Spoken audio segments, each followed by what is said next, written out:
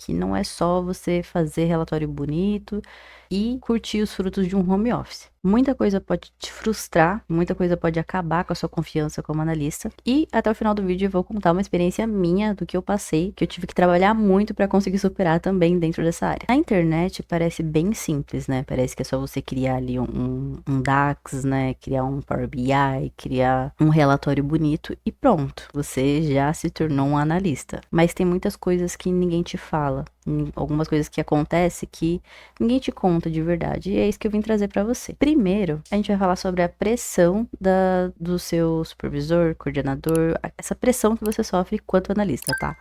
Quanto maior o seu nível, né, do seu cargo, né, de júnior, pleno, sênior, quanto maior o seu nível, maior vai ser esperado de você, então maior vai ser a pressão em cima de você. E você tem que entender que seu gestor, ele não te cobra porque ele quer, mas porque lá em cima alguém cobrou ele. Então a gente tem os diretores, tem os coordenadores, então o diretor cobra o coordenador cobra o gerente cobra o supervisor, e esse supervisor vai cobrar você para conseguir fazer uma entrega bem feita. E quando as coisas começam a sair do controle, a linha mais fraca que vai estourar. E normalmente é a gente que tá ali, entendeu? Em alguns lugares a gente também vai trabalhar com prazos irreais. É claro que não é todo lugar, não vai ser sempre. Tem gestores que são maravilhosos e vão te dar todo o suporte, vão te dar um apoio ali para você conseguir fazer uma estimativa de prazo legal e acertar nisso. Porém, tem alguns lugares que sem condição. A pessoa vai te pedir o negócio para ontem. Ele vai te pedir para você desenvolver algo e vai querer que você entregue isso. Se você não entregar, vai ser uma cobrança ali. E às vezes o negócio nem é possível de entregar, mas ele exige que você entregue. Se você não souber se posicionar para falar, olha, fulano, isso que você quer não dá para ser feito no tempo que você tá falando, por quê? E aí você não vai simplesmente falar que não dá e pronto, você vai dar os motivos, você vai trazer o motivo daquilo não dá para ser entregue no prazo. Mas tem muito isso. Tem muita cobrança de prazo. Quando você vai me entregar? Já tá pronto? Por que que você não terminou? E você vai ter que saber lidar com isso. Aquilo que eu falei. Quanto maior o seu nível, maior a cobrança. Então, não precisa se preocupar tanto com isso enquanto júnior. Mas você já precisa saber que vai existir isso. Dados errados. Você pode achar que você vai começar na área e tudo vai estar organizado, tudo vai ter lindo, vai ser lindo, né? Você vai apenas consultar dados e jogar lá direto para o seu Power BI e já criar os visuais, né? Vai ser tudo maravilhoso, mas não. Os dados, a maioria das vezes, quase que 99% vai estar bagunçado. Você vai precisar estruturar. Os dados, ele vai estar errado, vai estar vindo de várias fontes diferentes, e aí você vai ter que organizar, vai ter que fazer um trabalho de TL, né, para poder tratar esses dados. Então, não venha para cá, para essa área, achando que vai ser fácil, tá? Você vai precisar trabalhar mesmo, ralar ali para deixar tudo organizadinho. Você não entrega relatório, você entrega decisão. E por isso vai ter muita briga entre as áreas por conta de um número errado. E aí, às vezes nem tá errado, mas tá com um conceito diferente. Então, a pessoa X te falou: olha, Jéssica, esse KPI é feito dessa forma, eu preciso ver isso desse jeito lá no relatório. Ok. E aí você foi e fez. E aí o outro, quando você entregar esse relatório, vai chegar falando, não, mas isso aqui não tá certo não. Dá uma olhada aí porque não tá fazendo sentido. Mas ele não vai te falar qual que é o cálculo, o que ele tá fazendo diferente. Ele só vai falar que tá errado e você vai se virar pra arrumar. Então, às vezes, é claro que existem as exceções, tá? Não necessariamente vai acontecer isso em todos os lugares, mas existem as exceções em que as áreas se conversam, que tá tudo certo. Mas é sempre bom você ter esse alerta e ficar de olho nessas coisas, porque pode acontecer e pode acontecer com frequência das áreas brigarem por conta de indicador que tá com um número diferente, e aí quando você vai lá a fundo, tipo, no começo você que vai levar a culpa, o fulano fez errado, não é esse cálculo. Mas depois, quando a gente for olhar a fundo, vai ver que, olha, a Maria usa esse indicador, porém ela usa a base de tal ferramenta.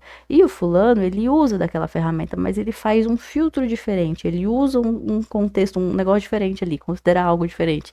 E aí o número não vai ser igual. Por mais que lá no final o cálculo ele seja mesmo, com contexto ali para você ter a base original ali, tipo, muda um pouco. Eles fazem filtros diferentes. E isso daí que às vezes pega, sabe? Que às vezes vai te dar um pouquinho de trabalho. E tem uma coisa que faz a responsabilidade cair 100% em você, mesmo quando o erro não começou com você.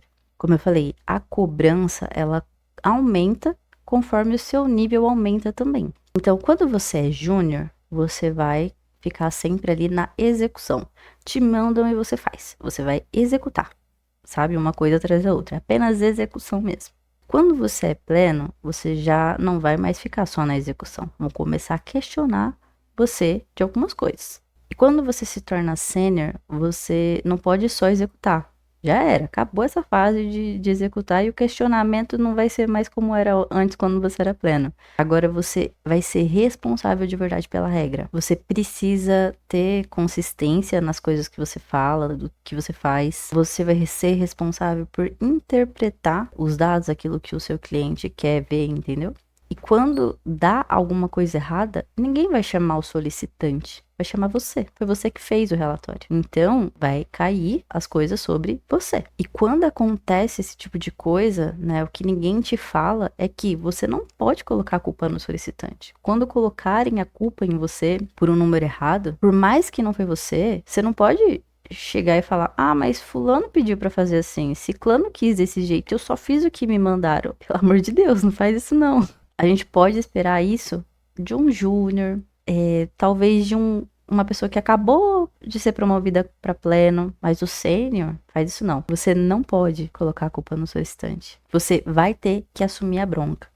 E é por conta disso que você precisa fazer algumas coisas que vai te garantir, vai te dar aquela segurança na hora que uma coisa dessa acontecer. Primeira, não tá documentado? Documente, mas documente mesmo. Não acredite no que os outros te falam de boca, não.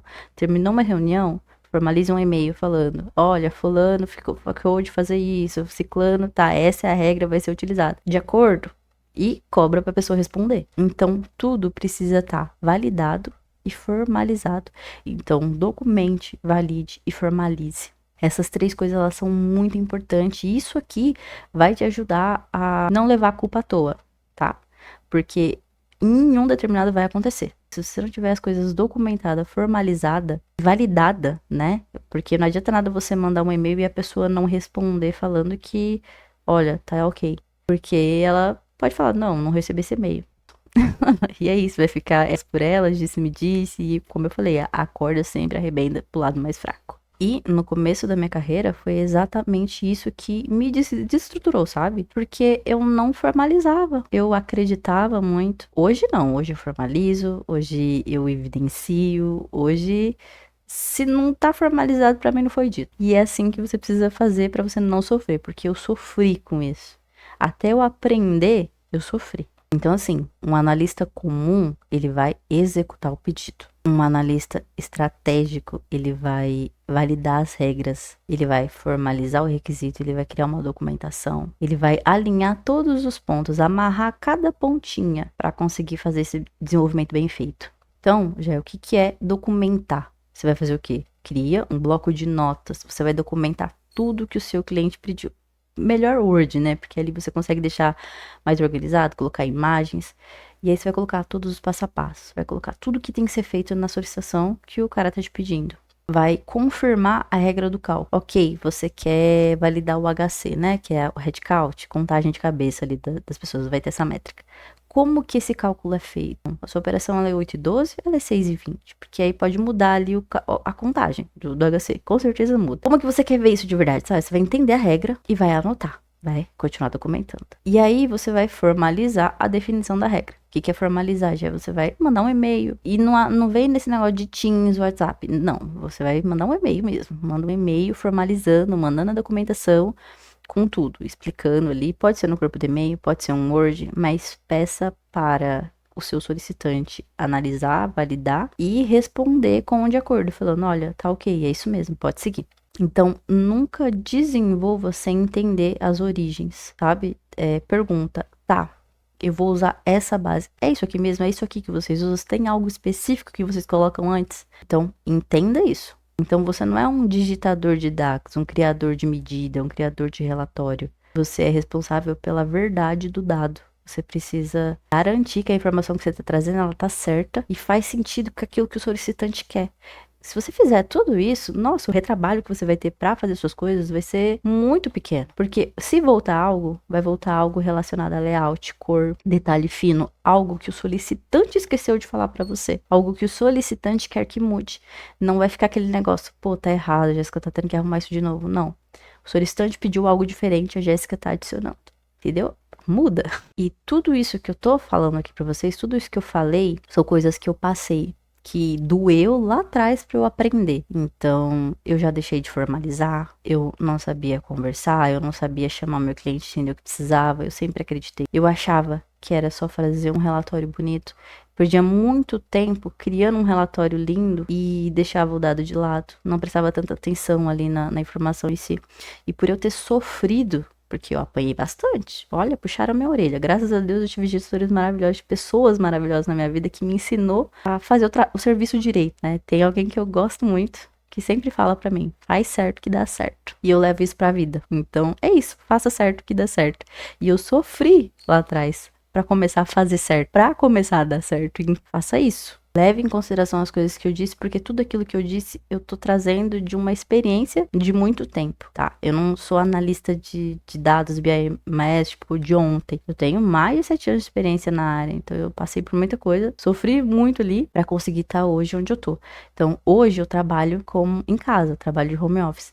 Mas quando eu era júnior, quando eu tava ali como assistente de operação, control desk, analista de planejamento, tava lá atrás ainda, eu trabalhava presencial. Eu tinha que acordar 5 horas da manhã, até antes, e voltava todo dia 11. Por quê? Porque é corrido, porque nem sempre você vai conseguir uma vaga home office como júnior. Você tem que ser fora da curva para isso. E é por isso que eu tô trazendo esses pontos. Porque se você conseguir se formar, se fazer um júnior fora da curva, talvez você realmente consiga mesmo uma vaga de home office, né? Uma vaga para você trabalhar em casa, que você consiga fazer as coisas do jeito que você quer. Mas é mais difícil. Você vai precisar trabalhar mais e mostrar que você sabe mais, porque hoje eu posso escolher uma vaga home ou uma vaga presencial. Mas quando eu era júnior, quando eu era pleno, eu não podia não. Eu aceitei o que tinha e fui me desenvolvendo e fui crescendo. E aí hoje, com toda a bagagem que eu tenho, hoje eu posso escolher, mas lá atrás eu não podia. Então, coloca isso na balança também. Não fica achando que você vai começar a estudar e vai vir e fica recusando vaga presencial, tá? Você quer a sua primeira oportunidade. Então, vê o que é mais importante para você. A sua primeira oportunidade na área ou uma vaga 100% home. Se você, olha, já não dá, tem que ser 100% home, então você vai ter que ser fora da curva. Não adianta você querer ser um analista júnior básico. Você vai ter que ser um analista júnior, mas com conhecimento de pleno e o pezinho lá no sênior. E aí sim você vai poder escolher a vaga que você quiser. Então, ser analista de dados, ser um analista de dados, BI/MAS, ela não é uma profissão fácil, mas ela é uma profissão tão estratégica, tão boa, com crescimento rápido. É uma profissão que te deixa orgulhosa de você mesmo. Eu sou muito orgulhosa de trabalhar com o que eu trabalho, de fazer o que eu faço. De quando eu entrego um trabalho, um projeto, eu consegui ver que quem tá recebendo gostou, que vai utilizar, que aquilo fez diferença.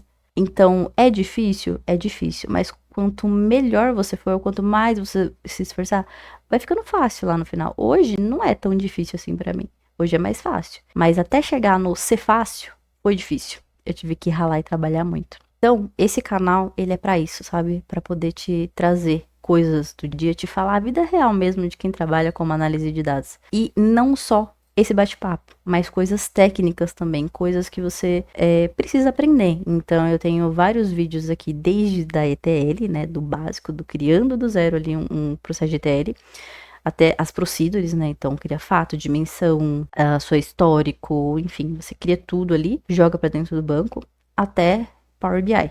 Então, temos playlists aqui de conteúdo técnico e mais focado em carreira, que é esse bate-papo que a gente teve aqui hoje. Então, se isso faz sentido para você, se você quer aprender mais e ficar por dentro do que acontece de verdade na vida de quem é um analista de dados BI+, já segue o canal, já comenta algo que você achou interessante e vamos junto nessa jornada. Até a próxima.